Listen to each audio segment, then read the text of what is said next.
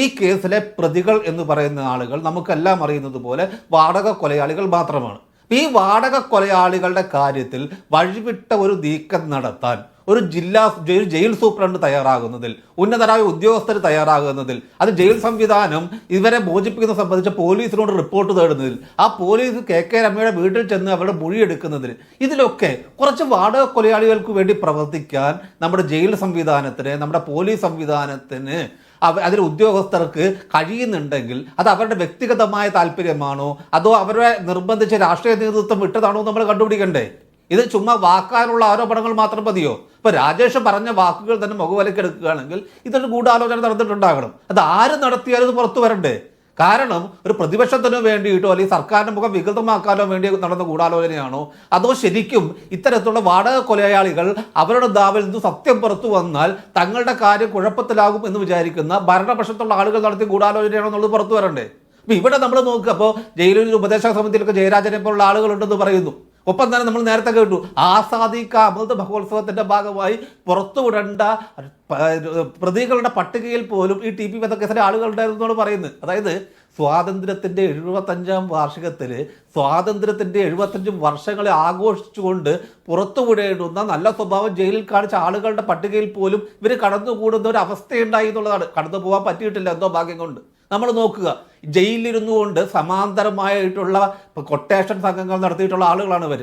അപ്പം തന്നെ ഇവർ ഏതെല്ലാം തരത്തിൽ അവർ നമ്മുടെ നിയമ സംവിധാനത്തിനെ അവർ ബുദ്ധിമുട്ടിലാക്കിയിട്ടുള്ള നമ്മൾ കണ്ടതാണ്. അപ്പോൾ ജയിലിലിരുന്നുകൊണ്ട് കൊട്ടേഷൻ സംഘങ്ങൾ നടത്തുക, ജയിലിലിരുന്ന് മയക്കുമരുന്ന് കച്ചവടം നടത്തുക, ജയിലിലിരുന്ന് കള്ളക്കടത്തിന് നേതൃത്വം കൊടുക്കുക, ശരിക്കും ജയിലിൽ എല്ലാ സുഖ സൗകര്യങ്ങളും ആസ്വദിച്ചുകൊണ്ട് ജീവിക്കുക.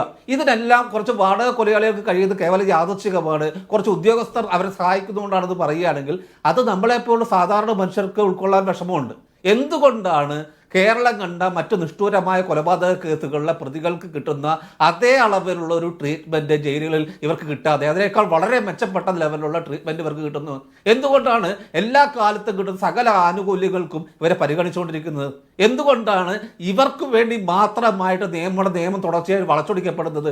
എന്തുകൊണ്ടാണ് ഉദ്യോഗസ്ഥർ ഇവരുടെ കാര്യത്തിൽ മാത്രം അനുഭാവപൂർണ്ണമായിട്ടുള്ള സമീപനങ്ങളുമായിട്ട് മുന്നോട്ട് പോകുന്നത്?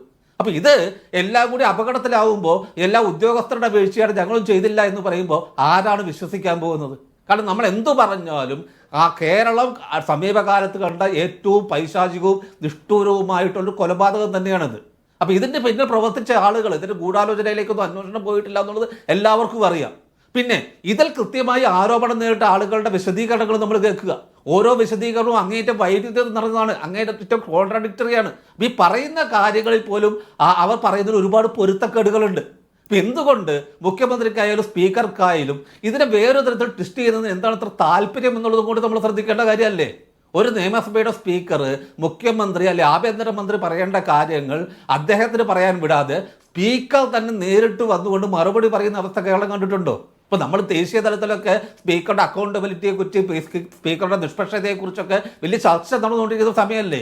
ഈ സമയത്തല്ലേ കേരളം മാതൃക കാണിക്കേണ്ടത്? കേരളത്തിൻ്റെ സ്പീക്കറല്ലേ ഇന്ത്യയിലെ മറ്റ് സംസ്ഥാനങ്ങൾക്കും പാർലമെന്റിനും ഒക്കെ മാതൃകയായിട്ട് വരേണ്ടത്?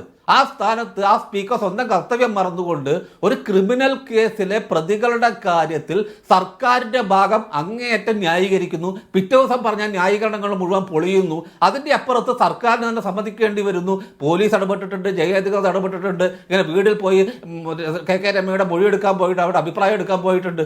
ഇതൊക്കെ നടക്കുന്നത് സർക്കാർ അറിയാതെയാണെങ്കിൽ, ഇതൊക്കെ നടക്കുന്ന ആഭ്യന്തര വകുപ്പ് അറിയാതെയാണെങ്കിൽ, ഇതൊക്കെ കേരളത്തിൻ്റെ ആഭ്യന്തര വകുപ്പിന് ചുമതല വഹിക്കുന്ന മുഖ്യമന്ത്രി അറിയാതെയാണെങ്കിൽ ആ മുഖ്യമന്ത്രിക്ക് അതിനകത്ത് ഉത്തരം പറയാൻ ബാധ്യതയില്ലേ? ഈ മുഖ്യമന്ത്രി സത്യം മനസ്സിലാക്കാനുള്ള ഒരു അവകാശം ജനങ്ങൾക്കില്ലേ? അപ്പൊ കേരളത്തിലൊരു മുഖ്യമന്ത്രി ഉണ്ടോ, കേരളത്തിലൊരു ആഭ്യന്തരമന്ത്രി ഉണ്ടോ എന്നുള്ളതല്ലേ ഇതിനകത്ത് ഏറ്റവും വലിയ പ്രശ്നം. ഒരു ജനങ്ങളുമായിട്ട് അക്കൗണ്ടബിലിറ്റി ഉള്ള ഒരു മുഖ്യമന്ത്രിയാണെങ്കിൽ ഇതിൽ എന്താണ് സംഭവിച്ചത് എന്നുള്ളത് ശരിക്കും ജനങ്ങളോട് വിശദീകരിക്കാൻ അദ്ദേഹത്തിന് ബാധ്യതയില്ലേ? അപ്പൊ ഇവിടെയാണ് നമ്മുടെ പ്രശ്നം. അപ്പോൾ കേരളത്തിന്റെ മുഖ്യമന്ത്രി ജനങ്ങളുടെ മനസ്സിൽ ഇത് സംബന്ധിച്ച് നിലനിൽക്കുന്ന ആശങ്കകളെ, ബുദ്ധിമുട്ടുകളെ ദൂരീകരിക്കാൻ അദ്ദേഹം തന്നെ മുൻകൈ എടുക്കണം. ഇതിനകത്ത് ആരെങ്കിലും ഗൂഢാലോചന നടത്തിയിട്ടുണ്ടെങ്കിൽ അദ്ദേഹം തന്നെ പുറത്തു കൊണ്ടുവരണം. അല്ലാതെ ചുമ്മാ വഴികട പോകുന്ന ആളുകളെ മുഴുവൻ അവരെല്ലാം ഗൂഢാലോചന നടത്തിയിട്ടാണെന്ന് പറയുന്നതിൽ അർത്ഥമില്ല.